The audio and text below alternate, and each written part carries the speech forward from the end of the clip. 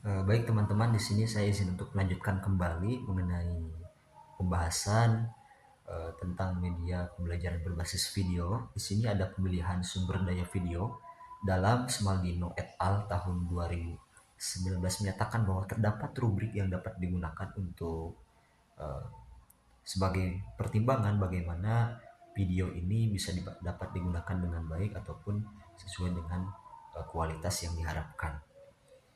Kita melihat dari daerah pemeringkatan, kualitas tinggi, kualitas sedang ataupun dan kualitas rendah.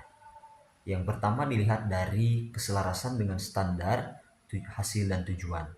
Nah, kalau misalnya kita melihat dari kualitas tinggi, standar hasil ataupun tujuan yang dibahas dan penggunaan video harus meningkatkan pembelajaran siswa.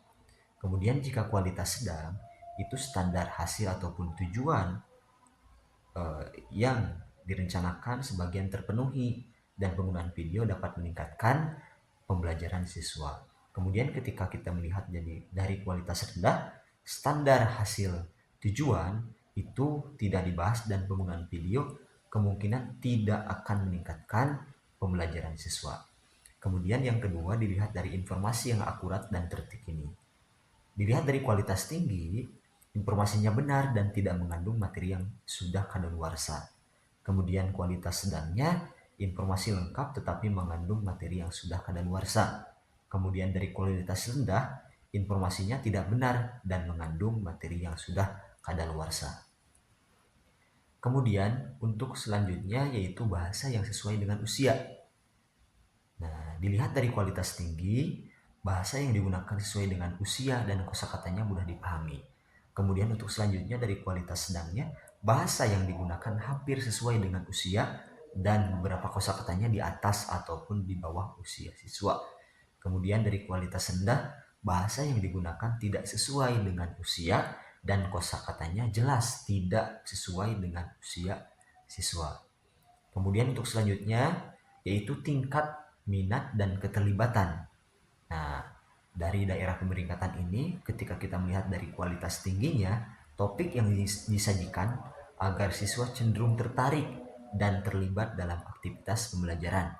Kemudian dari kualitas sedangnya, topik yang disajikan untuk menarik minat siswa sebagian besar mampu dan membuat siswa paling terlibat dalam pembelajaran. Kemudian dilihat dari kualitas rendahnya, topik yang disajikan sedemikian rupa sehingga tidak menarik minat siswa dan tidak membuat mereka terlibat dalam aktivitas pembelajaran. Kemudian untuk selanjutnya dari kualitas teknis, materi tersebut mewakili teknologi dan media terbaik yang tersedia. Kemudian untuk kualitas sedangnya, materi tersebut mewakili teknologi dan media yang berkualitas baik meskipun ada beberapa masalah. Kemudian ketika kita melihat kualitas rendahnya, yaitu materi tersebut mewakili teknologi dan media yang tidak dipersiapkan dengan baik dan kualitasnya sangat buruk. Kemudian untuk selanjutnya dilihat dari daerah pemeringkatan kemudahan penggunaan akses bagi siswa dan guru. Nah, bahan yang mengikuti pola yang mudah digunakan dan tidak ada yang membingungkan pengguna. Kemudian untuk kualitas sedangnya, materi maternal mengikuti pola yang mudah diikuti dengan sebagian besar waktu. Kemudian dilihat dari kualitas rendahnya, materi tidak mengikuti pola apapun dan seringkali pengguna mereka merasa bingung. Kemudian dilihat dari daerah pemeringkatan bebas bias, bahwasanya ketika kita melihat dari sisi kualitas tingginya tidak ada bukti bias ataupun iklan yang tidak menyenangkan. Kemudian yang kedua, dari kualitas sedangnya ada sedikit bukti bias atau periklanan. Kemudian dari kualitas rendahnya ada banyak bukti bias ataupun periklanan. Kemudian untuk selanjutnya panduan dan petunjuk dari pengguna. Panduan petunjuk eh, ataupun petunjuk pengguna merupakan gambar yang sangat baik dan digunakan dalam pembelajaran. Petunjuk membantu siswa menggunakan materi. Itu untuk kualitas paling tinggi. Kemudian kualitas sedangnya, Panduan pengguna merupakan sumber yang baik untuk digunakan dalam pelajaran. Petunjuk dapat membantu siswa untuk menggunakan materi tersebut. Kemudian untuk kualitas rendahnya, panduan pengguna merupakan sumber daya yang buruk untuk digunakan dalam pelajaran. Petunjuk tidak dapat membantu siswa untuk menggunakan materi. Kemudian dilihat dari daerah pemeringkatan kecepatan yang sesuai, untuk kualitas paling tingginya, materi video disajikan agar sebagian siswa dapat memahami dan memproses informasi yang mereka dapatkan. Kemudian untuk kualitas sedangnya, materi video yang disajikan dapat memberikan beberapa siswa mulai memahami dan memproses informasi. Kemudian untuk selanjutnya dari kualitas rendahnya, materi video disajikan sehingga sebagian besar siswa tidak dapat memahami dan memproses informasi yang mereka dapatkan. Kemudian yang terakhir yaitu pemanfaatan alat bantu pembelajaran kognitif, ikhtisar, isyarat, ataupun ringkasan. Nah, dari rubrik ini disajikan bahwa dari sisi kualitas tingginya bahwa materi video terorganisir dengan baik dan menggunakan alat bantu pembelajaran kognitif.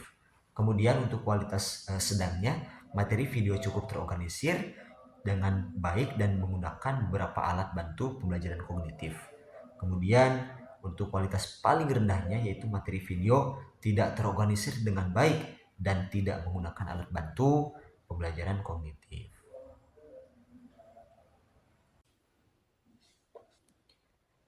Baik teman-teman, di sini saya izin untuk melanjutkan mengenai materi tentang jenis-jenis video edukasi. Nah, menurut Smaldino et al. Tahun 2019 menyatakan bahwasannya ada 4 jenis yang bisa digunakan untuk video pembelajaran. Yang pertama adalah dokumentari. Nah, dokumentari atau yang sering kita kenal dengan dokumenter adalah sebuah video yang bisa digunakan untuk merekam kejadian nyata ataupun peragaan ulang dan dibawa ke dalam kelas. Nah, kemudian dokumenter ini berfokus pada fakta, bukan pada cerita fiksi ataupun hal-hal yang bisa dibuat-buat. Nah, dalam dokumenter ini, mereka bertujuan untuk menggambarkan ataupun mendeskripsikan sebuah kisah yang nyata tentang situasi dan atau banyak orang. Banyak seperti orang-orang organisasi, seperti Public Broadcasting System atau PBS, secara rutin mereka membuat dokumen terpenting yang bisa diakses di VBS video tersebut. Misalnya, video To the Ends of the Earth membantu siswa untuk mengalami kisah perjalanan laut berbahaya dari novel William Golding. Kemudian dokumenter selanjutnya seperti miniseri Perang Saudara ataupun program nasional geografik juga banyak sekali tersedia di internet dan bahkan banyak diantaranya dapat dibeli. Kemudian untuk yang kedua, jenis video edukasi ini ada dramatization. Seperti yang dikenal dengan namanya, video ini memiliki kemampuan untuk memikat siswa dengan drama yang terjadi di depan mereka. Nah, karya sastra klasik dalam bentuk video seperti Anne of Green, Gilgamesh, Hamlet, and Moby Dick memberikan siswa insight baru ataupun siswa kesempatan untuk belajar dengan membandingkan teks dan video. Nah, karya fiksi sejarah seperti Shogun dan War and Peace menggabungkan fiksi dan fakta untuk menggambarkan peristiwa sejarah. Nah, dramatization ataupun dramatisasi ini juga efektif dalam membangun karakter dan sikap positif siswa terhadap ya hal-hal seperti multikulturalisme ataupun disabilitas, harga diri atau kerjasama dan kolaborasi. Kemudian untuk yang ketiga, jenis video edukasi ini dikenal dengan nama storytelling. Nah, mungkin kita sejak kecil ataupun sejak usia anak dini kita belajar menyukai cerita ataupun karena menghibur dan memberikan informasi kepada kita. Nah, cerita dapat digunakan dalam pembelajaran berbasis video seperti real life stories yang membahas masalah keamanan internet seperti cyberbullying. Nah, Bercerita merupakan salah satu keterampilan yang sangat penting yang perlu dikembangkan pada siswa dari semua usia. Kemudian bercerita digital memungkinkan siswa untuk menjadi kreatif sambil meningkatkan keterampilan visual, menulis, dan bahkan memproduksi sebuah video. Nah, dalam tujuan utamanya karena ya untuk agar pendidik itu bisa mengajarkan siswa untuk menyampaikan ide dan pemahaman mereka melalui bercerita. Nah, dalam proses ini juga mereka juga saling belajar, bahkan saling berkolaborasi satu sama lainnya. Kemudian untuk selanjutnya adalah virtual file thrift. Nah, di dalam jenis video yang keempat ini eh, merupakan salah satu jenis video yang memungkinkan siswa tidak bisa secara langsung melihat nyata ketika ingin melakukan sebuah kunjungan ataupun mengunjungi sesuatu hal yang bersifat pembelajaran. Misalnya eh, mereka tidak bisa menjelajahi hutan hujan Amazon, kemudian hutan di Nugini ataupun bahkan kepulauan yang sangat jauh dari mereka. Siswa juga bisa mengikuti eh, dari virtual file trip ini. Mungkin dari kunjungan ini memperkaya mereka untuk mendapatkan pengetahuan ataupun untuk mendapatkan informasi yang penting yang didapat dari membaca buku ataupun misalnya melihat deskripsi video di internet, kemudian untuk bahkan mendengarkan sebuah presentasi yang diedukasikan di aplikasi-aplikasi tertentu seperti YouTube dan sebagainya. Baik, untuk materi selanjutnya bagaimana sih cara membuat media berbasis video? Nah, dalam bukunya Smaldino tahun 2019 menyatakan bahwa terdapat beberapa tahapan yang perlu diperhatikan ketika kita ingin merencanakan ataupun ingin membuat tentang sebuah media pembelajaran berbasis video. Yang pertama adalah tahap perencanaan, kemudian yang kedua adalah tahap perekaman, kemudian yang terakhir ada tahap pengeditan. Nah, kita bahas bersama-sama. Yang pertama adalah tahap perencanaan. Seperti produksi media lainnya, di dalam eh, tahap pembuatan media pembelajaran berbasis video juga, perencanaan merupakan salah satu tahap yang penting sebelum kita membuat video. Nah, libatkan siswa dalam merencanakan video yang akan kita buat, termasuk membuat storyboard ataupun sketsa, kemudian menulis naskah, dan merencanakan bagaimana proses merekam serta mengedit video.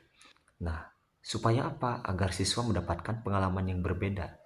Nah, mereka mungkin dalam tahap ini bisa bergantian peran, seperti penulis, kemudian editor, kemudian operator kamera dan sebagainya, dan bahkan menjadi pemain juga bisa dilaksanakan oleh siswa itu sendiri.